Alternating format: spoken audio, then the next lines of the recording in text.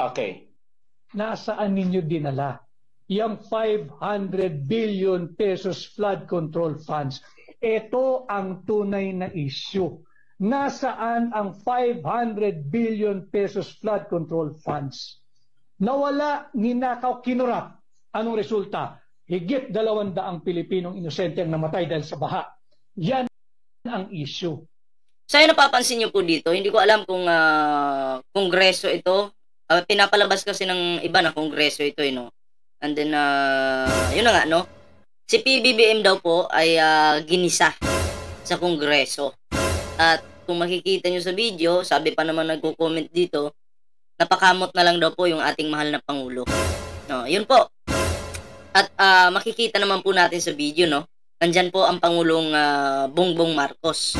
At marami pong nakapaligid sa kanya. Uulitin ko, ang sabi ng iba dito, ginisa ang Pangulo ng Kongreso. Okay, hinanapan ng 500 billion pesos. At ang nag-post po nito, nakalagay sa caption, 500 billion o 125 million. So, yon. So, dito pa lang po, ay may kakaiba na dito, no? Sa pinakita kong video sa inyo, meron na pong kakaiba. At tingnan nyo maraming nag-ano nito, maraming nag-share. Hindi mabilang yung nag-share nito mga pre. Oh, libo-libo po yung nag-share and then libo-libo rin po yung nakapanood nito. At naniwala na si PBBM ay talagang ginisa or kumbaga nababoy po yung pangalan ni PBBM dito. Ito po yung pag-uusapan natin ngayon mga pre. Anyway, may revelasyon po tayo dito ngayon, okay? Pero bago po tayo magtuloy-tuloy sa ating reaction ngayon, ayan, kung bago pa lang dito sa ating YouTube channel, huwag kalimutan mag-like, share, and subscribe para naman po maging updated kayo sa mga uploads natin. Ayun.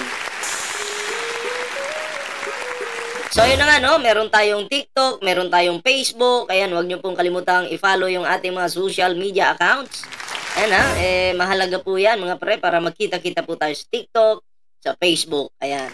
Maraming salamat po sa mga sumusuporta dyan. Tayo po'y nandito ngayon para bigyan ng reaksyon itong mga taong nagpapakalat ng maling impormasyon. Panlilin lang po sa mga Pilipino. Ngayon, itong bibigyan natin ng reaksyon ngayon, malinaw naman po na ito ay panlilin lang. Imagine, ang dami pong naloko ng video ito. Okay? O, ito po, panoorin po natin ha. O, ito na. O, bigyan po natin ito ng reaksyon. Pagmasdan nyo po yung video. At yung audio, pagmasdan nyo. Okay? Yan ang panagutan ninyo. Okay. Kung mapapansin nyo po dyan, si PBBM nagsasalita. Pero ibang boses teka lang. Sabi ng iba, kongreso yan Buti nga sa'yo, BBM. Ayan, ginisa ka dyan sa kongreso. Yun yung sabi ng mga tanga. Okay? Eto kakapost lang po nito. Bago lang. Kahapon yata. Eto. Panoorin nyo, pagmasdan nyo. Okay. Babasagin natin yung kalaban dito. Nasaan ninyo dinala yung 500 billion pesos flood control funds? Ito ang tunay na issue. Nasaan ang 500 billion pesos flood control funds? Nawala, ninakaw, kinurap.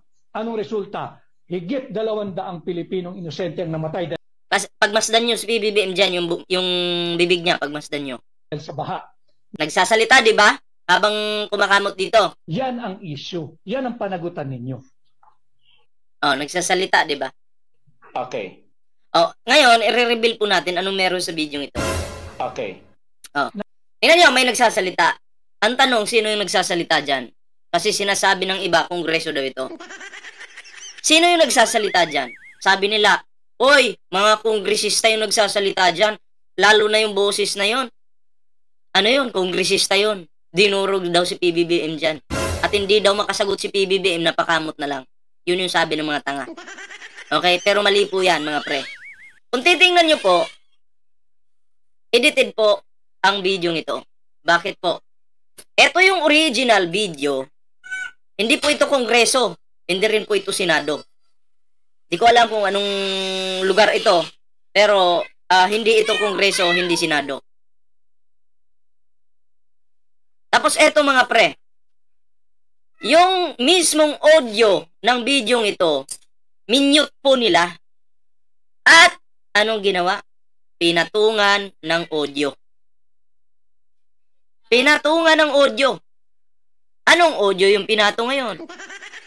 Tapos nandun si PBBM, kumamot dito. Oh. Para magmukhang kawawa si PBBM at para magmukhang nakakahiya at napahiya. Kasi pinapalabas nila na sinisermonan daw po yung ating Pangulo ng isang kongresista. Okay? Ngayon, anong audio yung pinatong dito? Pakinggan niyo yung audio Ulitin ko, ipi-play ko ulit. Oh. Nasaan ninyo dinala yung 500 billion pesos flood control funds? Ito ang tunay na issue. Nasaan ang 500 billion pesos flood control funds? Nawala, ninakaw, kinurap. Anong resulta? Higit 200 Pilipinong inosente ang namatay dahil sa baha. Yan ang issue. Yan ang panagutan ninyo. Ayan Kaninong boses yun? Hindi po yan boses na isang kongresista. Hindi po. Papakita ko po sa inyo kung kaninong boses ito. Okay? Asa na ba yun? Papakita ko po sa inyo. Boses niya po yan. Daming nauto, no? Ang daming napaniwala, no? Sa mga kasinungalingan ng mga DDS at pagpapakalat ng mga maling impormasyon at panlilinlang, ano? Oh. Nagsasalita po itong Vic Rodriguez na to sa isang lugar kung saan naka-live siya. Okay? Naka-live siya sa TikTok. Wala po siya sa Kongreso. Wala siya sa Senado. Kundi nasa isang pribadong room. Pakinggan nyo. Katangahan ninyo. Nasaan ninyo dinala yung 500 billion pesos flood control funds? Ito ang tunay na issue. Nasaan ang 500 billion pesos flood control funds? Nawala, ninakaw, kinurap. Anong resulta? Higit 200 Pilipinong inosente ang namatay dahil sa baha. Yan ang issue. Yan ang panagutan ninyo. Oh, maliwanag na. Hindi yun Kongreso, hindi Senado. Ha? Kundi sa live lang yun ni Vic Rodriguez, audio ni Vic Rodriguez, nilagay po sa video nito. Eto. Inedit po nila. Tinanggal yung audio nito, original audio nito, pinalit yung kay Vic Rodriguez para magmukhang sinisermonan yung ating Pangulo. Wag pong magpapauto, pero ang daming nauto. Ngayon, ano yung mga komento dito? Yung magbasa tayo ng mga komento. Basahin po natin yung mga nag-comment dito. Saan na ba yun? Ayan. Ang sabi dito. Ito nag-comment din ako dyan pero focus tayo dito sa ano. Sabi dito, 500 billions, guys. It's not million, it's billion. Not 1 billion, but 500 billions. That's we're looking for where I goes. Marcos is the only one will answer about the billions. Bakit? Pag kayo ba nag-live sa social media, si PBBM sasagot dyan. Pero pag kayo ba ay nagtanong sa social media sa inyong mga live sa TikTok, Facebook, YouTube, yan ba yung tamang forum? Sasagutin ba kayo ni PBBM dahil nagtanong kayo sa Facebook, sa inyong live? Hindi po. Dahil hindi yan yung tamang forum. Pero pag pinatawag nyo yan si PBBM, kung isa kang kongresista, sige, patawag mo yung Pangulo, sasagutin niya yan. Pero walang ganun walang nangyayaring ganun Diba? Nagtatanong lang kayo sa mga post ninyo, sa mga live ninyo, hindi yan yung tamang forum. Tapos, ayon pa dito kay Medellin sa Oro, Manila, naniwala siya sa upload ng... Mamaya, papakita ko sa inyo kung sino nag-upload. Naniwala siya, sabi dito, kamot-kamot lang ang sagot. Tingnan nyo. Mga mongoloid. Uto-uto. Diba? Naniwala sa isang edited video. Ayon pa dito, alalahanin nyo yung gawang masama, may karma yan. Mamaya sa pamilya, sa'yo kumita lang kayo pera makapanira ng kapwa. Wagas, bakit perfecto ba yung gobyerno ni Duterte? Well, ito, nakikita ko dito, may punto naman siya, no? Si Sara may naiambag na ba sa gobyerno? Meron yung magbenta ng papatayin yung presidente at yung pagmumura niya and blah blah blah blah, no? Nakikita ko yung may punto siya dito. Di perfecto yung presidente ng Pilipinas, pero wag niyong sisiraan yung presidente ng Pilipinas. Napapalabasin ninyo na yung video ito ay sa Kongreso at sinisermonan si PBBM ng mga kongresista. Yung pala, live lang yun ni Vic Rodriguez. Mga uto-uto kayo, mga bobo kayo. Ano ngayon? Nga. Pahiya. Sino po yung nag-post nito, mga pre? Alamin naman natin ngayon. Sino yung nag-post nito? Ang nag-post po dito ay walang iba kundi itong putong lupa na si Jokes Vlog Simpron Sabugo. Yan po yung pangalan niya. Sana po ito itutukan po ng NBI ang kapansanan nitong hinayupak na to. Kinang ina mo kang hayop ka. Di ka tao eh. Yan po yung pangalan niya ha. Search nyo na agad sa Facebook. Search nyo na. Siya po yung nagpakalat ng video ito. At eto pa. Tingnan natin yung kanyang Facebook. Yan po yung kanyang pagmumuka. Pagmumuka ng isang hayop. Eto pa. Huwag kayong magugulat ha. Ay! Maniniwala kayo dito na mukhang unggoy? Itong unggoy na to? Siya yung nag-upload, maniniwala kayo? Ano bang alam ng unggoy na to? Sa post niya pa lang, sablay na. Fake news na. Diba? Tingnan pa natin. Yan Saan na ba yun? Hindi kasama yan Yan. Siya yan. Siya yan. Itong hayop na to. Sino pa? Siya yan. Inuulit ko po yung ang pangalan po ng kanyang Facebook dito, baka hanapin ng NBI para hindi na mahirapan yung NBI pag in case na mapansin siya. Eto na. Yan. Yan po yung Facebook niya. Yan po, maliwanag po yan. Okay? So, malinaw po dito na marami na naman pong nalinlang. Maraming nauto at napaniwala sa bidyong iyon. Na-explain ko na. Okay? Basag na naman yung kalaban. Pahiya na naman.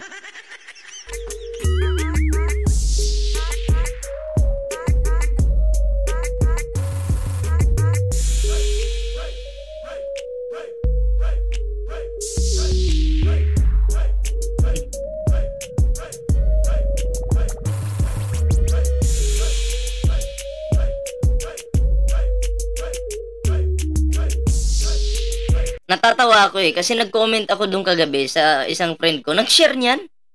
Parang tanga, sabi ko, ingat-ingat ka. Baka mamaya madali ka dyan sa kakapost mo ng mga fake news. Tingnan nga natin Titingnan ko lang mga pre. Kasi isa siya nag-share.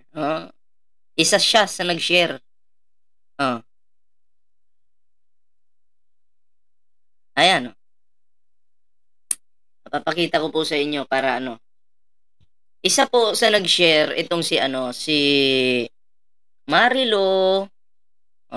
Friend ko yan Isa sa nag-share na nagpapakalat ng fake news. Ayan naghanap din yung tanga. Naghanap din po yung tanga ha. Saan na ba 'yon? Facebook. Facebook. Asan na yung Facebook? Okay. Ayan po.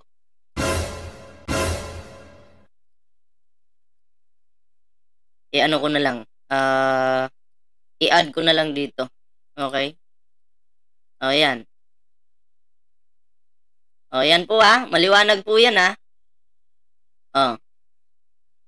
kasama po siya sa naghanap. Yan po yung yung kanyang Facebook. Shinare niya, ang daming uto-uto ng mga bobong DDS talaga. Kung titingnan nyo dyan, yan yung pangalan niya. Marilo Borlaza. Naghanap, nasa na daw yung pera. Naghanap yung bobo at inutil. Friend ko pa naman sa Facebook ang bobong ito. Nag-comment ako, hindi nag-reply kasi nga bobo eh. Ayan paliwanag po yan. Shiner, naghanap. Hinanap ng tanga. Nasaan na daw? Ay, naku po. Ayan NBI pinakita ko sa inyo kung sino yung mga nag-share dyan. Naghanap. Naghanap siya. Pera mo ba yun? Pera mo ba? Oo, siguro nagbabayad ka ng tax pero nasa mabuting kamay yung pera mo, huwag kang mag-alala. Pero yung pera mo na binulsa di umano ni Sara Duterte, wala na, ano-ano na siguro yun. Ginastos na. Diba? So anyway, ito na. Next topic po tayo mga pre. At ito po, ibigyan natin ng reaksyon. Okay? Itong,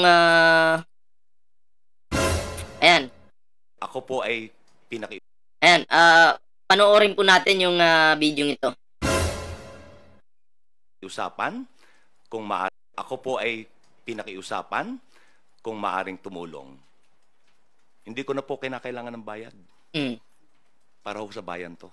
Well, kung mayaman ka na, marami kang negosyo, at sumasahod ka naman sa gobyerno, pinapasahuran ka ng gobyerno dahil lawyer ka nga, di mo na talaga kailangan ng bayad yun.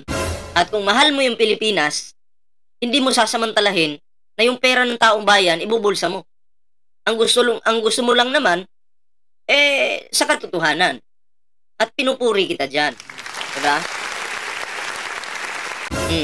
Siguro concerned ka kasi yung pera ng taong bayan, ninanakaw ng taong ito. Diba? So maraming mga piperwisyo talaga ng mga Pilipino at maghihirap. Well, mabuti yan yung ganyang mindset ni attorney. Tagapagsalita ng Kongreso. Okay yan. 'Di ba? At pinupuri natin yan. Sana ganun lahat. Mawala po sana ng korupsyon kung ganun mag-isip yung ating mga karamihan sa mga politiko. Kaso hindi eh. Imbis bayan muna. Ang ginawa, sarili muna. Hindi ho bayad, bayan. Next question ko po. Attorney, do you think po ba yung utos ng second impeachment court na pasagutin yung 20th Congress na House kung gusto pa nilang ituloy yung impeachment trial ay admission na pwedeng tumawid, mag-crossover yung impeachment? Okay. Ito. Importante ito. Pakinggan nyo to. Ito Pwede bang mag-crossover yung impeachment? Ito yung pakinggan nyo. Mahalaga to. Pananaw at sa pananaw ng prosecution panel. There's no such thing as crossover. Yun ang sinasabi nila na nagtapos ang 19th Congress. Ang natatapos po ay yung legislative work, yung paggawa ng batas. Tama! Tama yun! Yun lang yung natatapos kasi magpapalit na ng mga miyembro eh. Doon lang matatapos. Kasi yung mga miyembro magpapalit na. Tapos, anong kasunod? Yung institusyon ng Kongreso, yung institusyon ng Senado, ay hindi po yan nag-expire. Tuloy-tuloy po yan. Nagigits nyo na. Tuloy-tuloy. Hindi nagbabago. May konstitusyon nandun sa konstitusyon at dapat tuloy-tuloy. Hindi porkit nagpalit ng mga miyembro, stop na rin. Yung impeachment trial kay Sara Duterte, hindi po. No expiration po yan. Yun po yung batas. Okay, yun po yung dapat sundin ng Senado. Dapat sundin ng Kongreso. Huwag niyong gawing tanga yung mga Pilipino. Maganda po yung explanation niya. At basic, maiintindihan po agad ng lahat. Kahit mga bubon DDS, maiintindihan yan. Simple lang yung explanation. Simple. Diba? Halimbawa, nakasuhan ka. Magpapalit ng judge ngayon. So, paano yung kaso mo? Expire na yon? Hindi na matutuloy kasi palit na ng judge? Hindi po. Kahit magpalit ng judge, yun pa rin yung nasa batas, no? Expiration yun. Tuloy-tuloy yun. may kaso ka pa rin. Diba? So, I think it's a misnomer to say that will it cross over? There's nothing in the Constitution that says crossover. Oo. Tama. Wala naman talagang nakalagay sa Constitution na ganun eh. In fact, Pero si Chis Escudero at yung kanyang kampon, patuloy na binabaliktad yung batas. Binabaluktot. Inaabuso mo yung kapangyarihan mo. Diyan sa Senado. Chis Escudero. sa ilang decided cases, gaya po nung Pimentel versus the Joint Committee, sinabi ng Supreme Court na ang napuputol, ang nagwawakas ay ang sesyon sa paggawa ng batas. Hindi yung institusyon na nagsusurvive, tuloy-tuloy. Yun, gets nyo na. Ito ba? Gets nyo na. Ito pa yung isang video. Panoorin natin to. Kung ito pong mga katanungan na ito ay sinagot na ng Vice Presidente during the Quadcom at nanumpa siya, di sana wala tayo dito ngayon. Tama. Kung katanggap-tanggap naman yung kanyang paliwanag, siguro wala tayong impeachment ngayon. Tama. Hindi po ba? Paano magpapaliwanag kung alam mo sa sarili mong hindi mo kayang sagutin dahil guilty ka? Magpapalusot ka na lang siguro, ano? Ang problema, ayaw niya manumpa, ayaw niya sagutin. Gaya po ng confidential fund. Anong sagot niya? Confidential fund nga, kaya hindi pwedeng pag-usapan. Mali yun eh. Mali. May kabulastugan kasi sa confidential funds mo, Sara Duterte. So, kailangan pag-usapan. Kasi, ngayon lang kami nakarinig na in 11 days, wala na yung 125 million. Lakas mo namang makahigop ng budget. Hindi ka na nahiya. Hindi mo naman ano yan eh. Hindi mo naman pera yan. Pera ng taong bayan yan. Mariusip.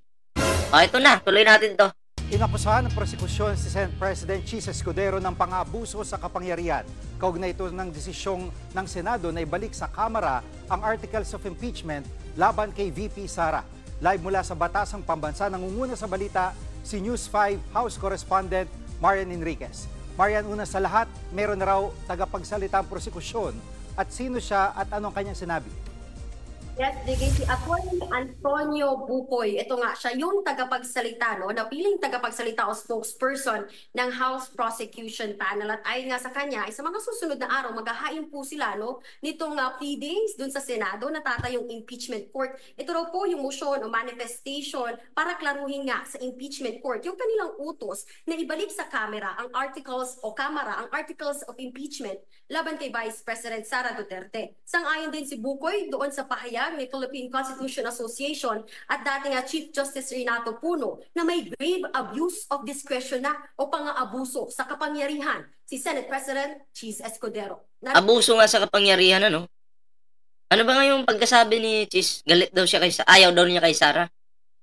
Kunyari ka pa? Halatang halata, Chis. Alam mo, kahit sabihin mo yan, halata sa galawan mo na natatakot ka at suportado mo itong bastos na babaeng ito. Sino? Di si Sara. Ito po ang kanyang pahayag.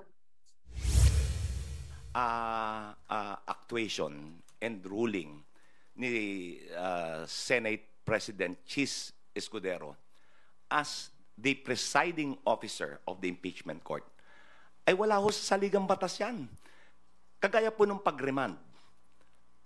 Hindi po ang pag-remand, ibig sabihin, yung lower court should reconsider. Yung remand ay para sa ordinaryong kaso, sa ordinaryong hukuman, but never sa impeachment court. Wala pa ng pahayag o tugon na dito sa pahayag na ito ni Bukoy, si Senate President Chis Escudero. Ano kasi basag? Nag-iisip ako ng banat. Ano bang banat na gagawin niya? Basag eh. Kasi tama yung sinasabi ni Bukoy. Pero itong si Escudero, naghahanap ng palusot yan. Paano baluktutin yung tama? Marian, si Attorney Bukoy, ano ang background niya? Jiggy, etong si Attorney Bukoy ay abogado na po, no, sa loob ng 40 dekada o 41 years at graduate po siya sa UP College of Law noong 1984. Kasalukuyan din po siya nga managing partner ng Bukoy Poblador and Associates firm na nag-specialize nga po sa corporate and tax. Lawyer na siya, hindi pa ako pinanganak noon. Pambira. Di, ibig sabihin, veterano na talaga to, no? Law at miyembro rin siya ng Free Legal Assistance Group of FLAG at ng Movement of Attorneys for Brotherhood, Integrity and Nationalism Incorporated o Mabini. Katunayan na, no, Jiggy, naabutan pa raw ni Bukoy ito nga mga nagtatag ng FLAG, mga kilalang nationalists, mga dating senador na sina Senators Jose Jokno, Lorenzo Tanyada at Joker Arroyo. Mga batikang senador po ito. Kaya natanong ko sa kanya, no, kung ano kaya sa tingin niya masasabi nitong mga nagdaang senador sa kasalukuyang Senado. Narito ang kanyang pahayag. Mahihiya sila. Ikahihiya nila itong ginagawa ng kasalukuyang Senado. Calling a spade a spade. Kasi po, iba yung komposisyon nun eh. Iba. Umaani ng respeto. Walang patutsada. Ngayon ho, dahil sa actuation nila, maraming patutsada. Hindi ho maiiwasan yan. Hindi naman bulag ang tao eh. Tama. Hindi po ba?